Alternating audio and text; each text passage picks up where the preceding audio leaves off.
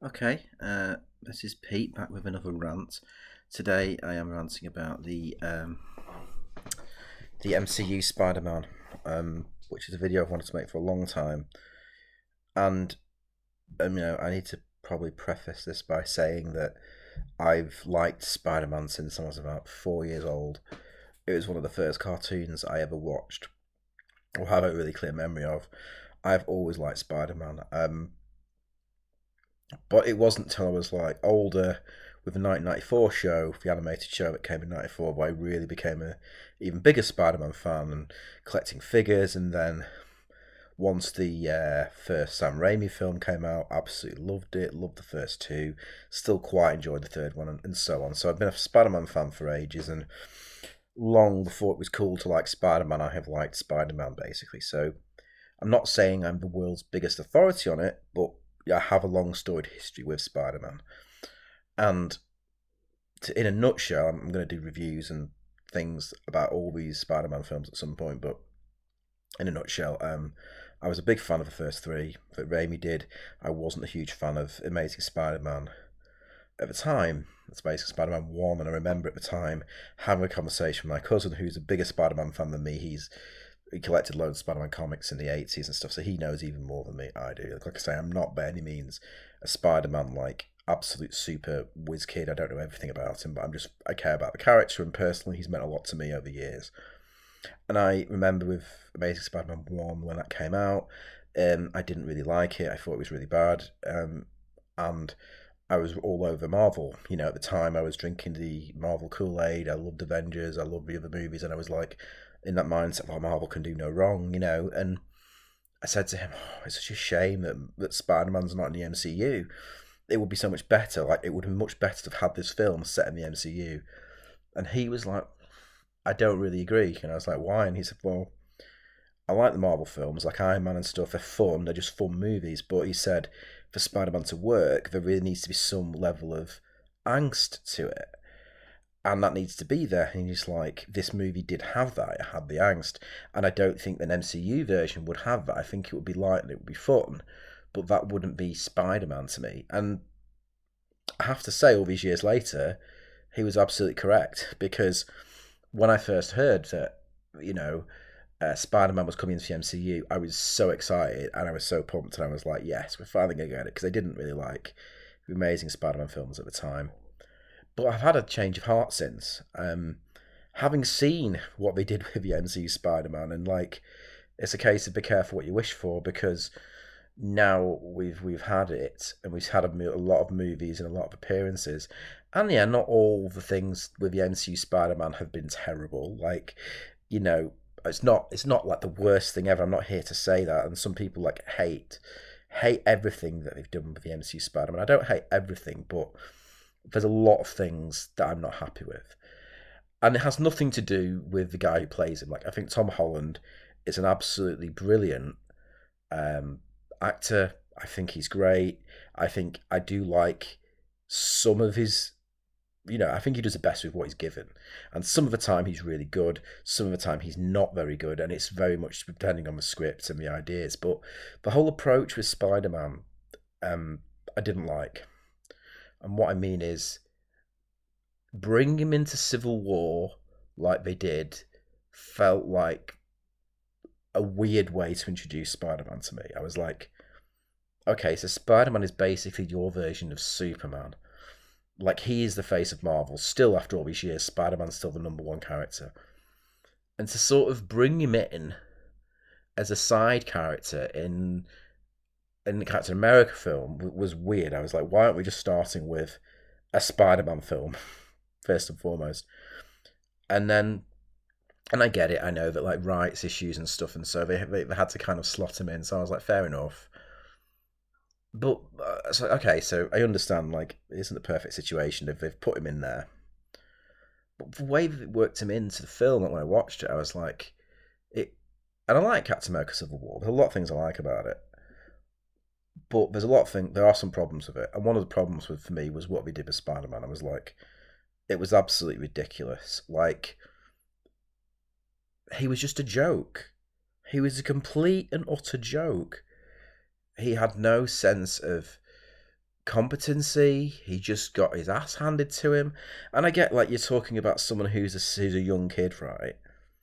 But to put this in context, Spider-Man 2, the best scene, or one of the best scenes people will probably say in that movie, is the scene at the end with Doc Octopus on the train, and he is like holding onto the train for all his dear life, and he's near enough sacrificing, he's near enough killing himself to save all the people on this train, and he very nearly does, and it's like him being pushed to his absolute limits. And it's an ace scene because it's not just him fighting a baddie, it's him literally going, I'm going to do whatever I can to make sure none of these people on this train die. And he nearly kills himself. Like, it's so close to him killing himself, as close as he's ever come to it. And I'm like, so we're talking about, this is a guy with his heart of hearts would do anything to save people, anything to, and he comes across as such an impressive character in the first two Spider-Man movies. And here I'm like, why is he such a pathetic character straight away? Like, I get he's young, okay, but the Tobey Maguire version was young. Like, when he saved all those people on the train, and like he's like, the people save him, and they find out who he is. Like, one of the guys says, "Oh, he's just a boy. He's not much older than my son."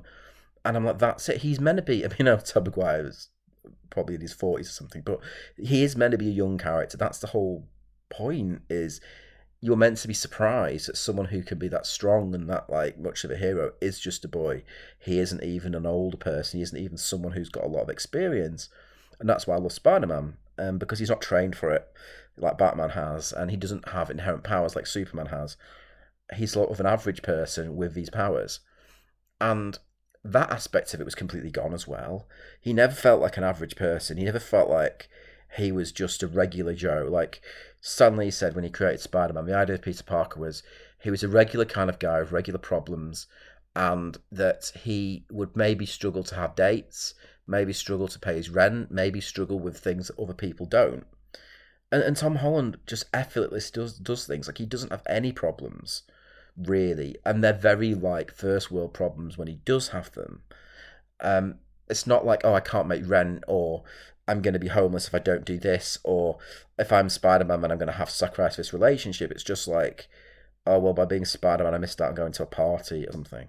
Like, it's not really the kind of sacrifice that you want Spider-Man to make. But going back to how he introduced him, I was like, well, like, this is not the version of Spider-Man that I want to see, really.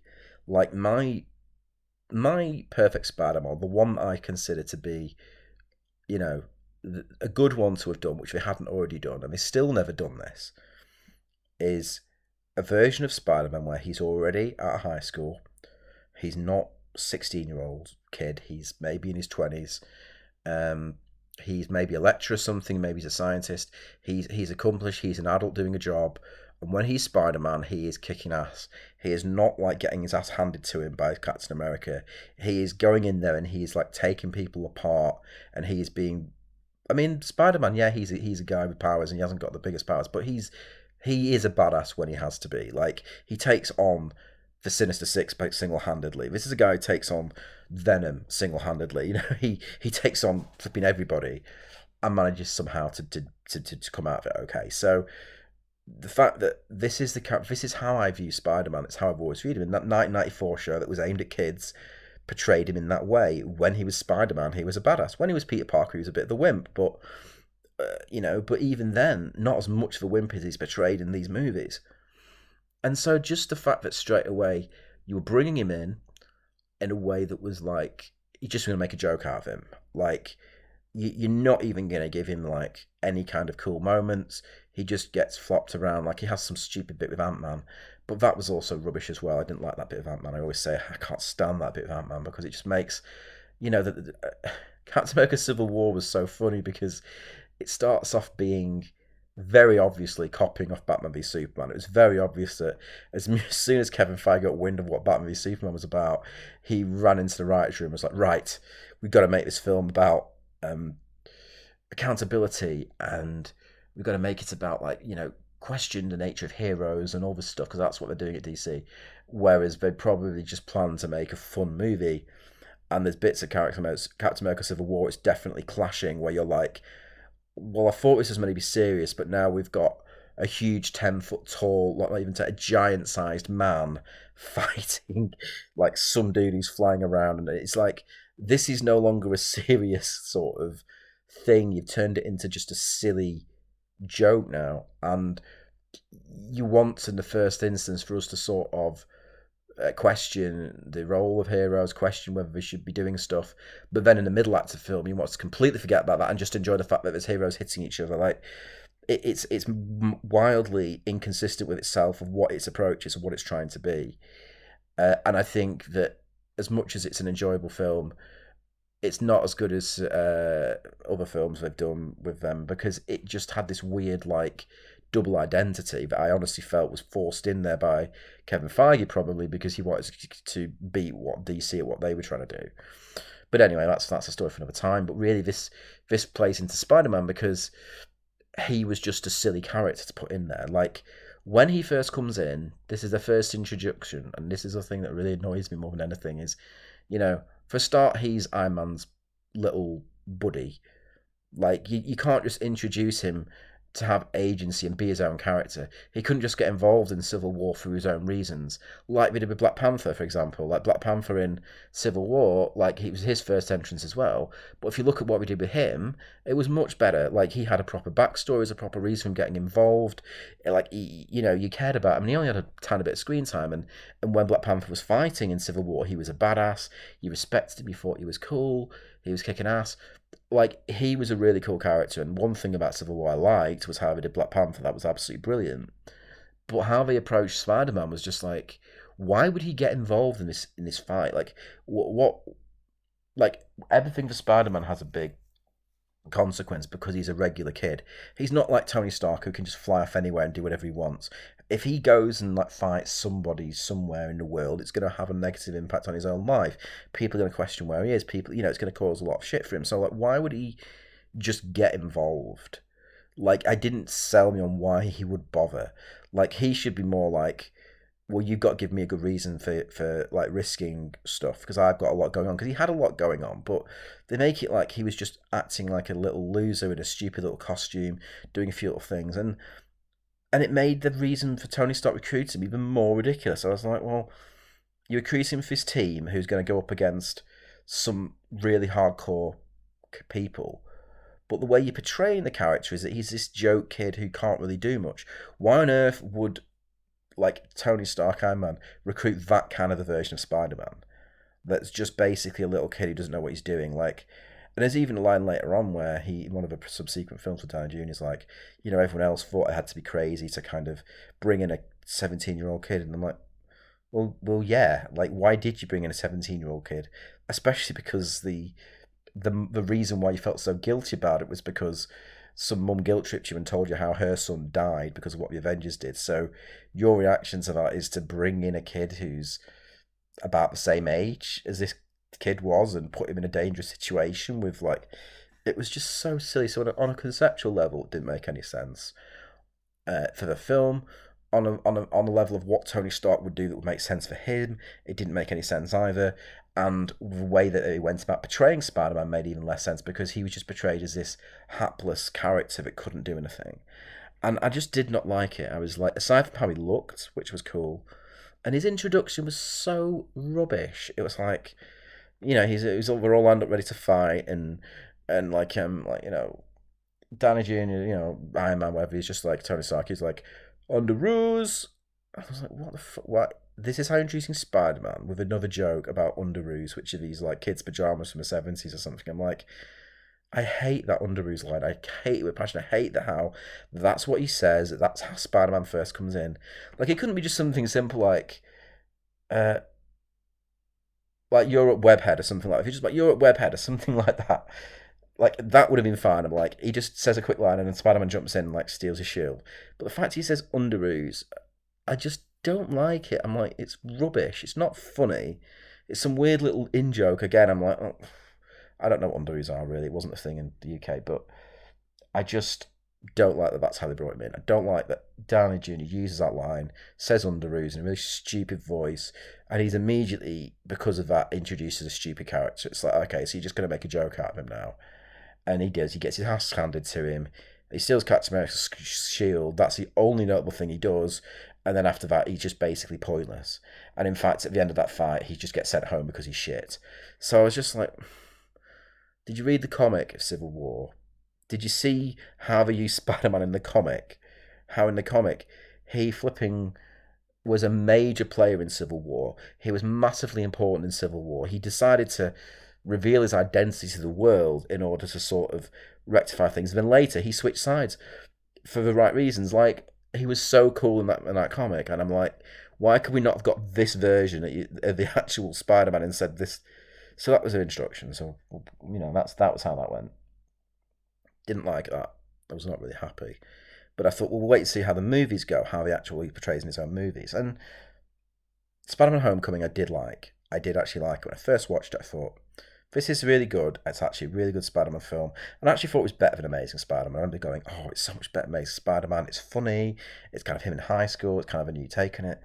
But when I reflect on it later, I was like, there were lots of problems with it. Again, I was like, well, he never got a chance to be a hero in his own film. Like, the big action scene, again, way too much Tony Stark and Iron Man. It was like he was in it every 5 minutes, it felt like. You can't just let Spider-Man have a hero moment in his own movie.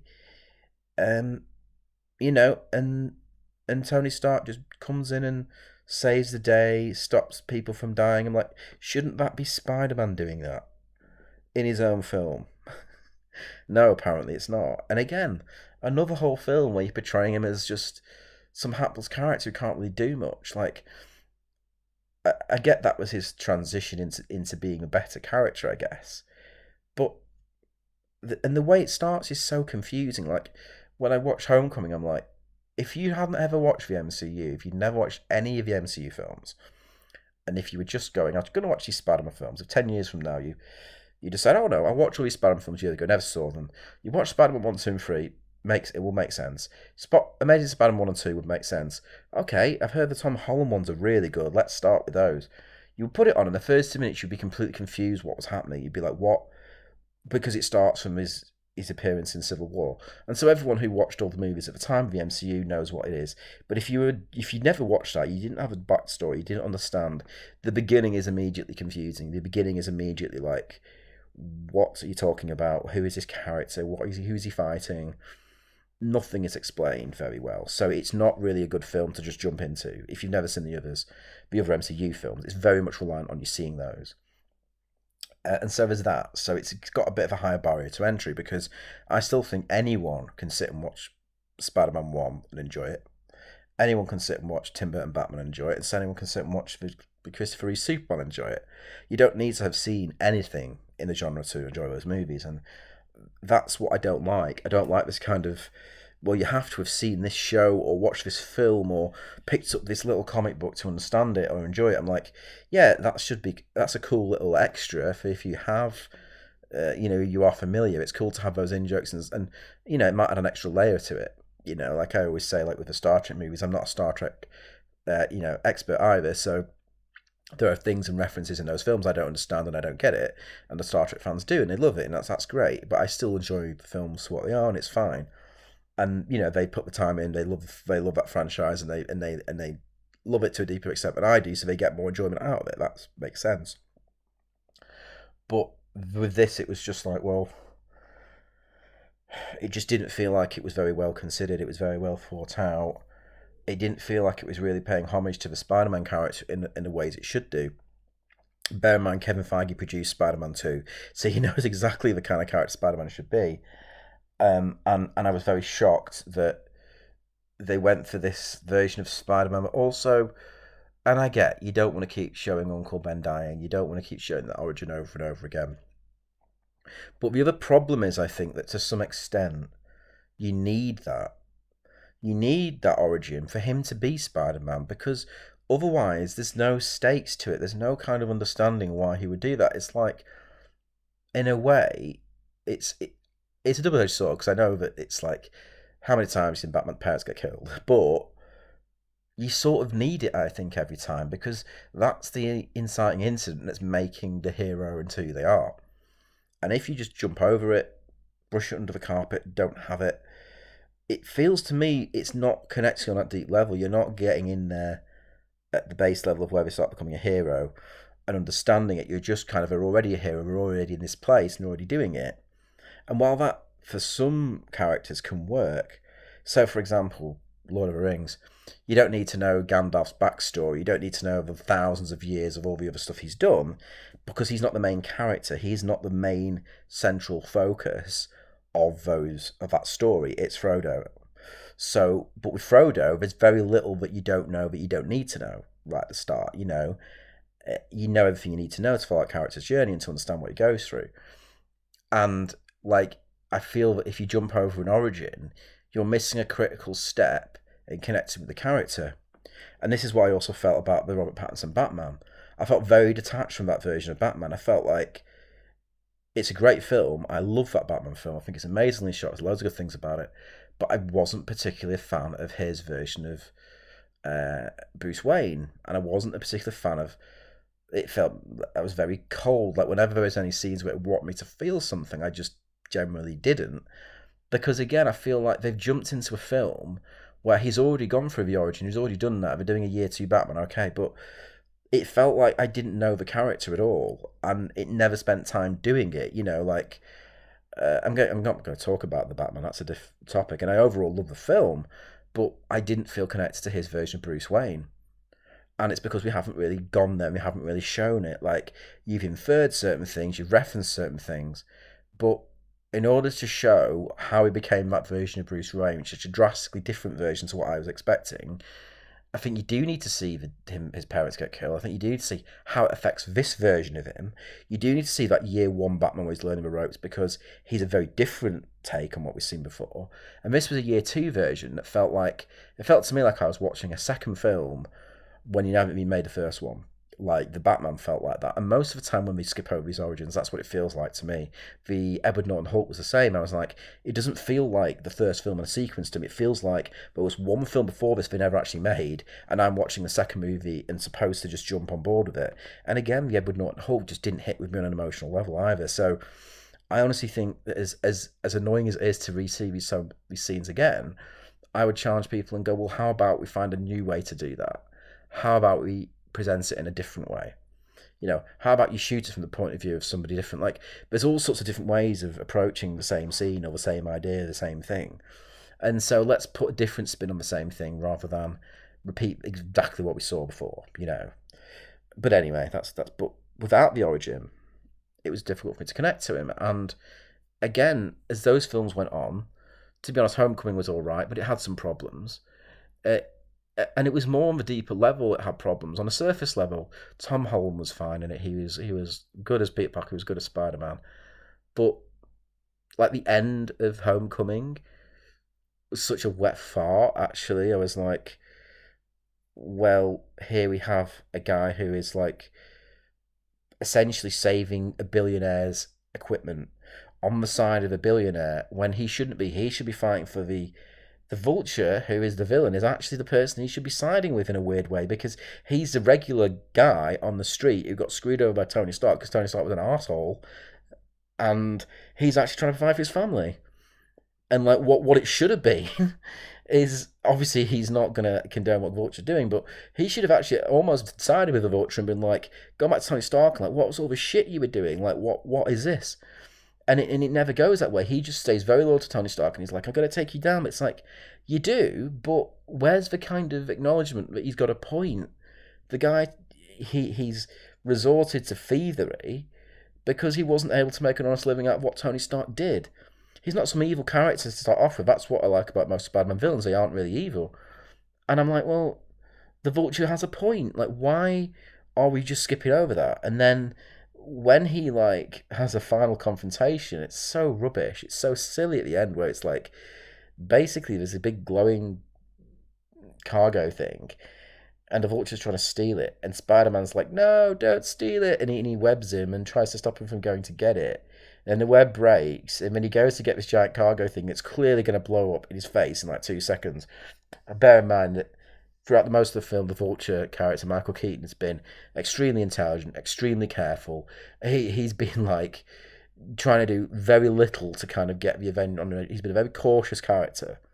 all the way through the film. He's been cautious. He's made calculated risks, and yet in the last 2 minutes of his screen time, he suddenly takes a load of stupid pills, decides he's going to fly over and pick up this glowing thing that's obviously going to blow up 2 seconds after he picks it up because of reasons, and then it blows up, and then he falls down, and then that's how he's defeated. He's defeated by his own stupidity, which comes out of nowhere, but doesn't make any sense for him to do. He isn't really beaten by Spider-Man. He's beaten by the fact that he's a vulture and he wants to take some cargo, and he's going to take this glowing thing that's going to blow up, and it blows up in his face. And I just thought, what a rubbish way to kind of end that film. So there's a few things of it where I look back on it, I was like, the way that it approaches its villains and the way it approaches the way the villains get taken out by Spider-Man or not is really rubbish. Like, if you look at how it's done at the end of Spider-Man 1 and 2, that's much better. And I'm not going to get into those, but it's better. It's a lot better. And both of those movies end in really dramatic ways that are quite sad. And you feel sorry for the villains and the various different reasons in Spider-Man 1 and Spider-Man 2. But it's it's almost like a hero moment for them in the case of one, not so much in the case of another. But just to have an ending of a villain that's just literally he flies over, picks something up, it blows up, and that's it. I was like, that's a pretty weak thing. So I like Homecoming in some ways, but in some ways not. And then, we get on to what is, in my opinion, the absolute worst Spider-Man film. I think this is worse than Spider-Man 3. I think this is worse than Amazing Spider-Man 1. And that is Spider-Man Far From Home, not No Way Home, Spider-Man Far From Home. And I remember when this film came out, the critics were raving. The critics were like, this is a brilliant Spider-Man film. It's one of the best. It's up there with one of the best. It's really, really good. It's fantastic. Brilliant, brilliant, brilliant. All the advanced feedback was, it's so good. It's better than Homecoming. The action's so good. It's so well done. And all this stuff. And when I watched it, admittedly, when I first watched it, I actually did a review for it way back when. And I thought it was good. I remember going, oh yeah, it was good. It was really good. And then, but again, just like with Homecoming, when I tried to rewatch it, I was like, this is rubbish. I was like, this isn't just a bit bad. This is really rubbish. I was like, it doesn't feel like Spider-Man. It's still really silly and stupid. He's still not playing a decent version of Spider-Man. I still don't care about him. Like, the whole thing, again, had been taken over by Tony Stark had now died. And the way that they portrayed it was just, again, it's another joke. And there was no kind of gravitas to it. There was a tiny bit in one little scene, but they never really go anywhere with it.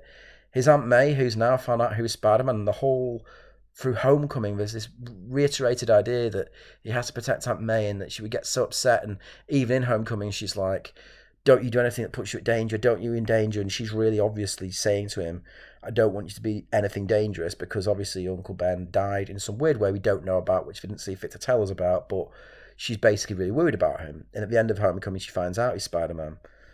But it's played as a dumb joke. Again, it's like, she just goes, what the... And I'm like, well, would that be your honest reaction? Wouldn't it be more like yelling at him, screaming, sitting on the floor, crying, being like, how could you do this to me? How could you put yourself in harm's way when you promised me you didn't? What about all the lies? What about all the times that you lied to me and told me you were safe when you weren't? What about this unmentioned thing that happened with Uncle Ben, which means I now don't want to lose you? Like, it should have been a whole scene that could have won someone an Oscar. But instead, it was played for a dumb joke. And in the next movie, she doesn't have a single problem with him being Spider-Man. She's there giving him high five. She's happy. She thinks it's cool. You're no longer concerned that your son might die, which you were before. Why? I don't know. Another stupid thing about it. And then the idea of that was with this whole thing with the goggles of Quentin Beck. And I was just like, oh my word. It's one thing making him a young version of Spider-Man that maybe hasn't got his shit together in terms of the action, but you should never be portraying Peter Parker as this ridiculously dumb, as this ridiculously unintelligent and stupid. He has never been as stupid as he was in this film, ever. Even as a kid, even as like a 10-year-old, whatever. He's a smart character. He's a geek. He's a nerd. He's always portrayed as a smart character. Yes, he doesn't always get the girl. Yes, he has those problems, but he's a smart character. He's a scientist. And he decides to give Quentin Beck these stupid glasses that have all the power in the world, have like power of doing all this stuff. And after one conversation with Quentin Beck, he manages to be persuaded to give these glasses to someone who he doesn't even know, who he's met 3 times, and he just gives away all the power to him. And I was like, that is not something that Spider-Man or Peter Parker would ever do in a million years. He probably wouldn't want the power for himself, which they got that right. Like, he wouldn't really want it for himself. But I think he'd be more content just to destroy it and go, well, I don't think anyone should have it. I don't think he would suddenly want to gift it to a dude who's known for about 5 minutes in a bar, who's like, oh, well, you're a real hero, you should have it. What? Absolutely unbelievable, stupid move. Made him look even weaker. And then what we did with Mysterio was awful as well. Like, because they got a great actor, completely wasted Jake Gyllenhaal in that role. And Mysterio is one of the best Spider-Man villains, and once again, he got turned into a villain that was actually all about Iron Man. It was nothing to do with Spider-Man. It was also, once again, Tony Stark being a dick. And you're just like, then Spider-Man becomes this sort of fighting for Tony Stark instead of fighting his own villain again. So I don't like the fact we did that. Don't like the fact they killed off Mysterio with no option to bring him back and change it and make it better. And then what? The more bitter pill to swallow was in Spider-Man No Way Home. That storyline is discontinued so quickly there was almost no point even having it. Like, in No Way Home, one of the big issues with that storyline with you killed off Mysterio for what? Nothing happened. It made almost no difference. There was a tiny bit of a difference, but overall it was a big dead end and a complete waste of a good Spider-Man villain that you just killed off and aren't going to bring back now. So, yeah, Far From Home, I have seen it a few times, and I struggle to watch it. I struggle to finish it. And I'm not even going to get into the stupid comedy, the dumb jokes, the American Pie style aspect of it that just feels like it's not even Spider-Man anymore. The ridiculous scene where he almost accidentally sends a drone to nuke someone on the bus that's like this rival love interest for MJ. It's just awful. Top to bottom awful. Worst Spider-Man film ever. Absolutely. There's no debate. In my mind. Worse than Spider-Man 3. Worse than Amazing Spider-Man 1. Worse than Amazing Spider-Man 2. Because what I want to circle back to is, at least with Amazing Spider-Man 1 and 2, and I never really thought this at the time. I've gone on a long rant here, but I'm going to come back to what I first said, which is they understood he needed to have angst in the character. That was always there, even in the Sony ones. And the way that Andrew Garfield portrayed the character, and I remember at the time, I was upset we didn't get Spider-Man 4. I wanted Spider-Man 4. It got binned by Sony and they said we're rebooting it, and I didn't like that. And I was already a bad taste in my mouth. I was like, I don't like the fact we're rebooting it. But when they announced it was Andrew Garfield, I remember them announcing we got Andrew Garfield, I suddenly was like, actually, this could be better. I was like, the very fact they've got Andrew Garfield to play Spider-Man or Peter Parker, I'm open to the fact this could be better. And I started to get hyped for it. And I think that's why I got disappointed in the end, because I started to think, well, Andrew Garfield's brilliant, and I loved him in other films. I was like, he is the perfect Peter Parker, Spider-Man. And there's bits of a trailer, I was like, he looks great as Spider-Man. I think he's going to completely wipe the floor with Tobey Maguire. As much as I love Tobey, I was like, he could easily be better. Someone can always do it better, like Jack Nicholson Joker, and then you get Heath Ledger Joker. Like, there's always someone who can up it.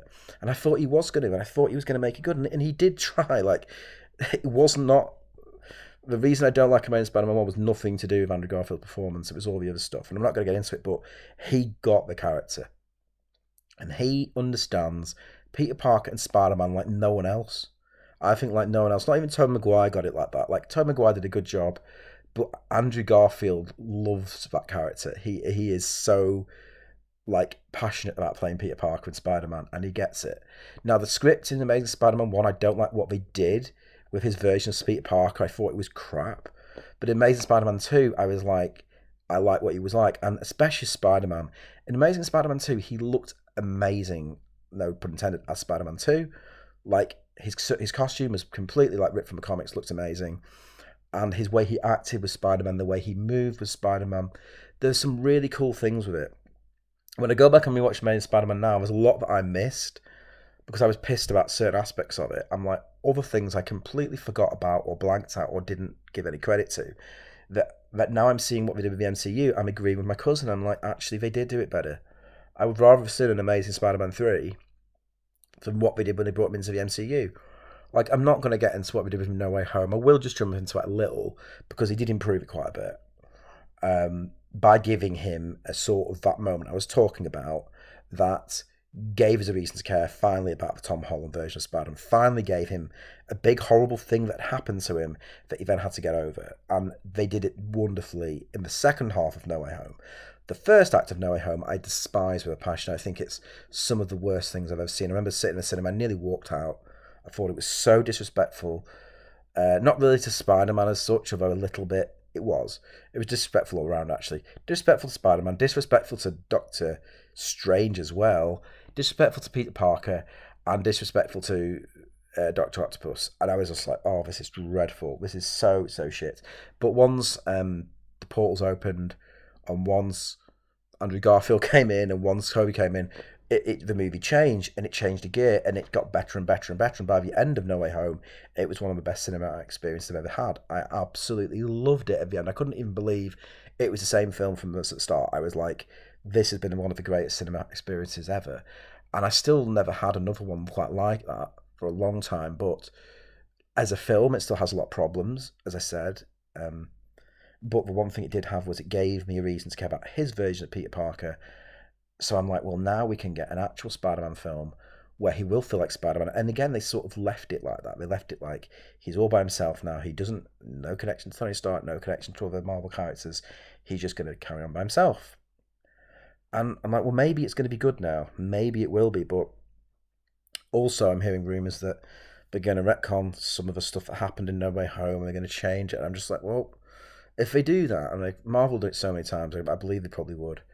I just will be done with this version of Spider-Man. I just don't know how they can keep getting it wrong. When Marvel gets so many of the characters absolutely right, I have to be fair and say some of the characters they nail and actually even improve on the comic iterations. Like what we did with Iron Man, what we did with Captain America was brilliant. And Thor at first, or Thor went downhill later. I'll talk about Thor, Love and Thunder another time, but that was one of the worst films I've ever seen. But yeah, Thor started off good at least. And it just baffles me that they're not going to put the same kind of attention to Spider-Man.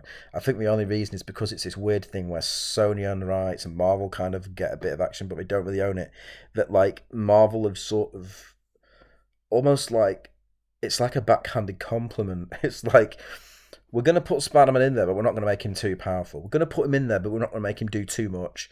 We're going to put him in there, but he's not really going to do anything of any note. We're going to put him in there so we can say this is the MCU, but we're not actually really going to do much. We can just going to sit back. Like people still class No Way Home as an MCU's Marvel film, and it is not. It is set in the MCU. Yes. Is it an MCU Marvel film? No, it's a Sony-made movie. Sony's still on the rights. Sony's still making films. Marvel have a lot of input. Marvel have some say in certain things. But the worst parts of No Way Home were all the bits that relate to Marvel. The best parts were all the bits that had nothing to do with Marvel and everything to do with the other Sony films. So I've had a weird change of heart where I'm actually like, you know what, I'd rather it just went back to Sony. I'd rather have got an Amazing Spider-Man 3. I'd rather we had all these other things, not through the MCU. I feel like we've done it, we've tried it, and I honestly think that leaving it alone is the best option. I don't want another Spider-Man with Tom Holland, I don't think. If it's going to go that way, who knows, we'll see. He even been struggling to come back to it. He even said he didn't want to come back to it. Now he might do. They'll probably give him truckloads of money to come back. But when they do bring him back, I really hope that it's good. I really hope that he feels like Spider-Man. I hope he is a formidable version of Spider-Man now who can actually fight, not just a sort of weak sauce version of him that just is like a little kid and doesn't know what he's doing. And he was so like deferential to like Tony Stark all the time. He was like, Mr. Stark, oh gee, Mr. Stark. And I was like, this is not Spider-Man, this is not Peter Parker. He's never been like this. He's never been so pathetic. Like, he's a nerd and he has had sometimes been pathetic, but this was really pathetic. And you know, Tom Holland, there are some scenes that he does which is really good. Some of his acting in No Way Home was absolutely brilliant. So I'm not saying it's Tom Holland, but I am saying it's the writing and it's the approach of Spider-Man. And it's the way that Marvel are choosing to make a joke out of him.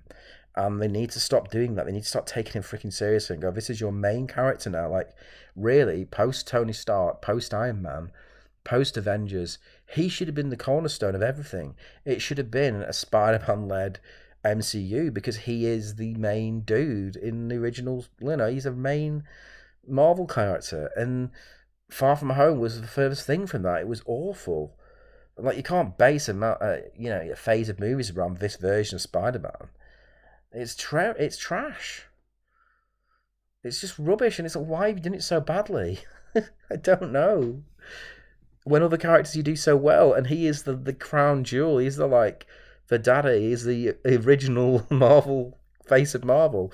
I know now it's like other characters. I know now it would probably say it's Iron Man or anyone else. But before all that, for years and years, for 40 years, it was Spider-Man. Now you turn him into a joke.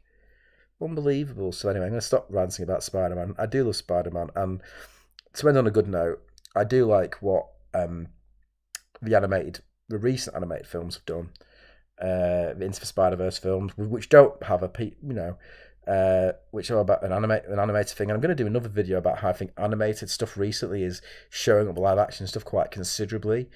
And the Spider Verse movies, the first two, are absolutely, in my opinion, brilliant. I absolutely love them. They kick ass. They're heaps more creative, and they do multiverse in a much better way than Marvel have ever tried to do it. And I love those movies, and I think they're great.